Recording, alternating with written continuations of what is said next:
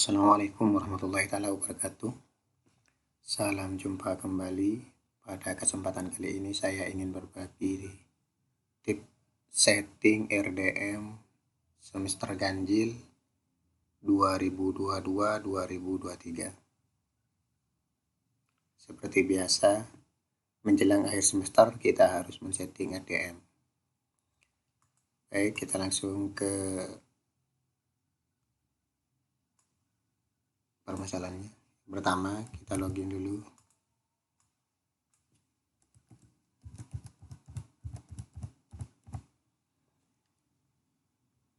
Tahun pelajaran kita pilih 22-23, ganjil, lalu login.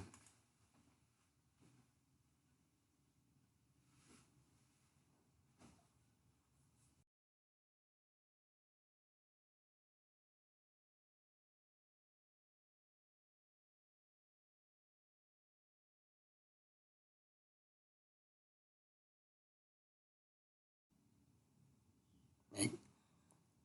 Ini sudah masuk pada semester ganjil 22-23. Yang perlu kita setting pertama dan paling utama itu adalah bagian profil madrasah. Di sini upload logo yang pertama.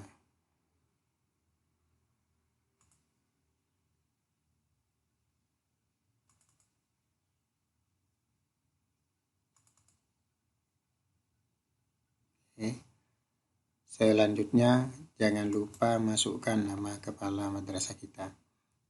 Ini yang sering kita lupakan. Baru diketahui bahwa nama madrasah itu belum ada ketika kita sudah cetak raport. Jadi jangan lupa nama kepala madrasahnya dimasukkan pertama kali, diinput pertama kali.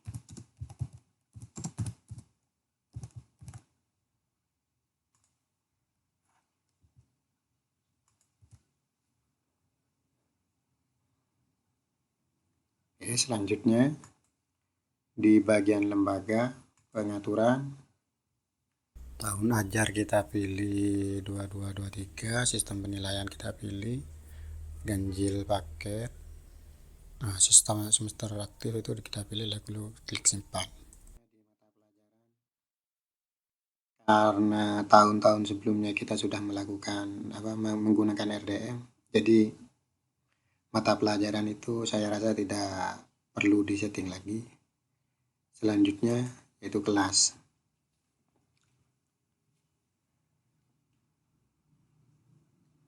Cara menambahkan kelas, kita pilih tingkatan dulu, misal tingkat 10. Misal, cara menambahkan itu bisa klik tambah di sini atau tambah sekaligus. Kalau tambah di sini,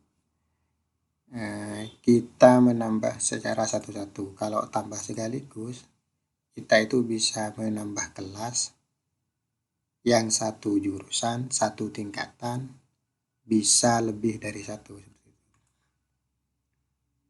Coba saya buat yang ini. Kelas 10 MIPA, angka misal.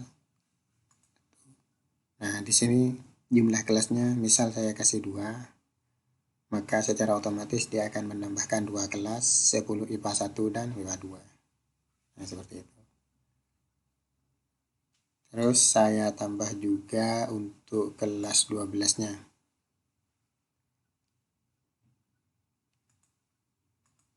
IPA.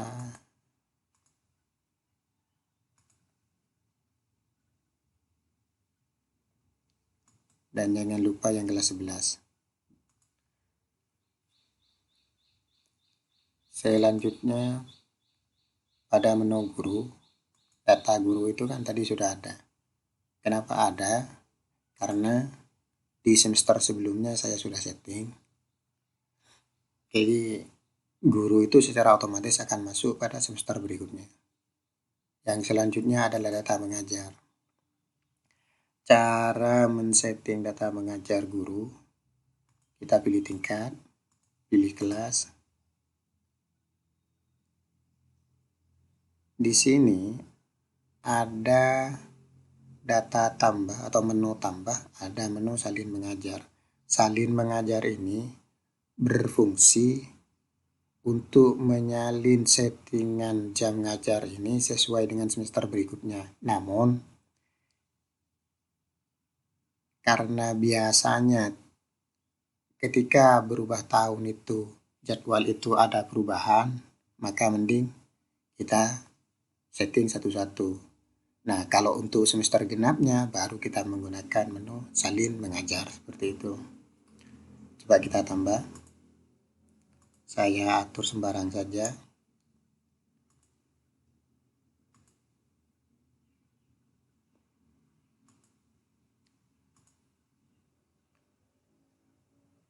Dan seterusnya. Lanjut ke menu siswa.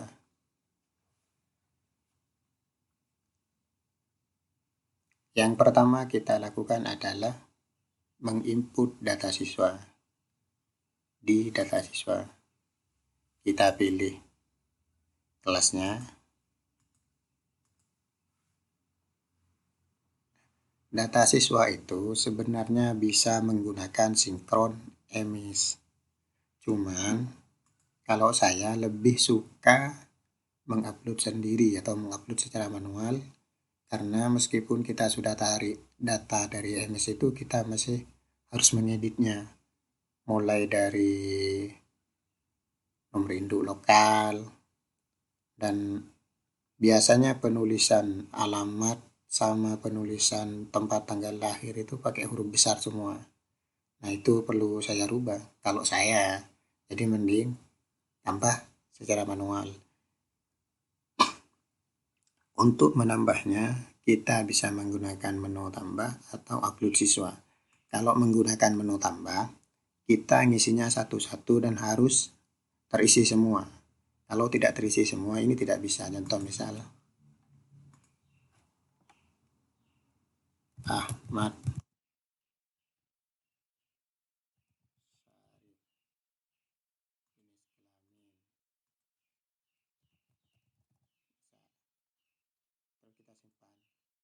ini tidak akan bisa menyimpan.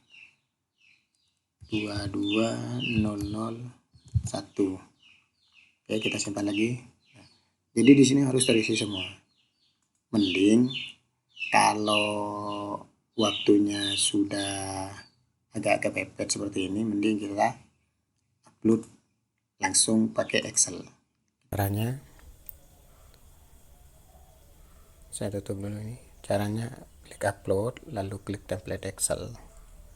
Nah, itu templatenya sudah terdownload, template siswa 5. Oke, selanjutnya kita buka, lalu kita isi NIS lokal sesuai dengan NIS yang ada di madrasah kita. Kita juga isi namanya.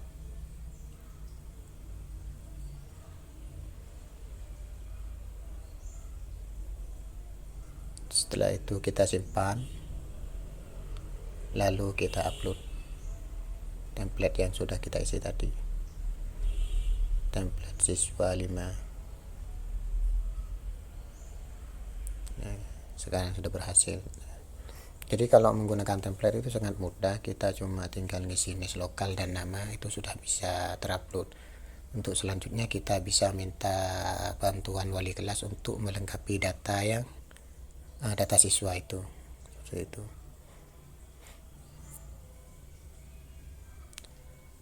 Kalau kelas 11-12 sebenarnya kita tidak harus ngisi ulang, kita bisa menggunakan menu naik kelas dari kelas sebelumnya.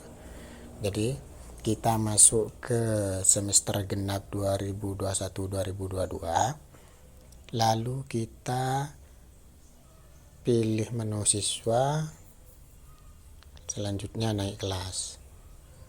Kita pilih, kan tadi saya buatnya yang kelas 12 itu. Jadi saya mau menaikkan siswa dari kelas 11 MIPA 1 ke kelas 12 MIPA 1. kalau semua siswa kelas 11 MIPA 1 itu mau dinaikkan ke kelas 12 MIPA 1 semuanya, maka kita tinggal pilih select all, lalu klik proses naik kelas. Tapi kan biasanya kalau di madrasah saya itu tidak semua anak kelas 11 MIPA 1 itu dinaikkan ke kelas 12 MIPA 1, tapi hanya sebagian. Jadi itu akan diacak kembali di kelas 12-nya. Jadi kalau hanya sebagian, kita pilih nama-nama siswa yang akan dinaikkan ke kelas 12 MIPA 1 dari 11 IPA 1, seperti itu. Kita pilih, lalu klik proses naik kelas. Maka akan secara otomatis dia masuk ke kelas 12 MIPA 1 di tahun 2022-2023, seperti itu. Coba klik cek apakah datanya sudah masuk di tahun 2022-2023 12 MIPA 1. Nah, jadi sesuai dengan data yang kita naikkan tadi. Selanjutnya, kalau misalkan ternyata setelah anak kelas 11 MIPA 1 dinaikkan ke 12 MIPA 1, ternyata ada sebagian anak karena ada perubahan, ternyata Ananda Safra itu bukan di 12 MIPA 1 tapi di 12 MIPA 2, maka kita pindah kelas. Saya buat data kelasnya dulu untuk kelas 12 MIPA 2. MIPA 2. Maka Ananda Safra itu kita pindah kelasnya dari kelas 12 MIPA 1, klik pindah kelas. Klik pindah kelas 12 MIPA 1. MIPA 1,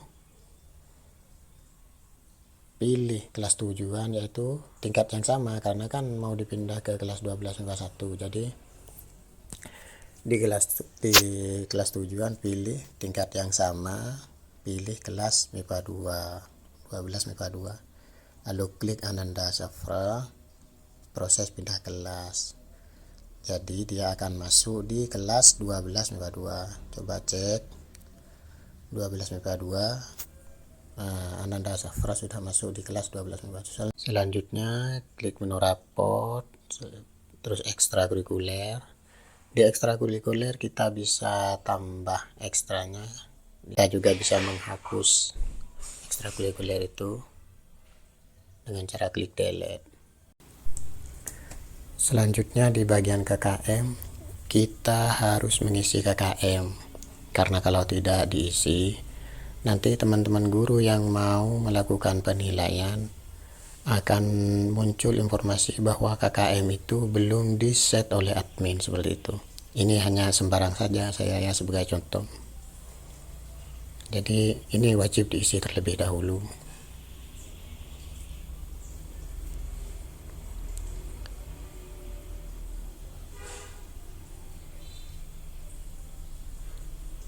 Nah, kalau sudah, selanjutnya pada pengaturan cetak. Di menu pengaturan cetak, tempat cetak harus kita isi, tanggal harus diisi. Jangan lupa, jangan sampai setelah kita cetak nilai baru ketahuan bahwa tempat dan tanggal cetak belum diisi. Ya, jadi diisi. Di bagian watermark itu boleh diisi atau dikosongkan. Kalau saya menyarankan dikosongkan saja, karena kalau diisi itu akan memperlambat pada pencetakan raport nanti. Itu sangat lambat sekali kalau diisi. Misal diisi, tapi mending jangan diisi. Kalaupun harus ada watermark, mending dicetak terpisah. Dicetak dulu watermarknya, baru nanti cetak raport.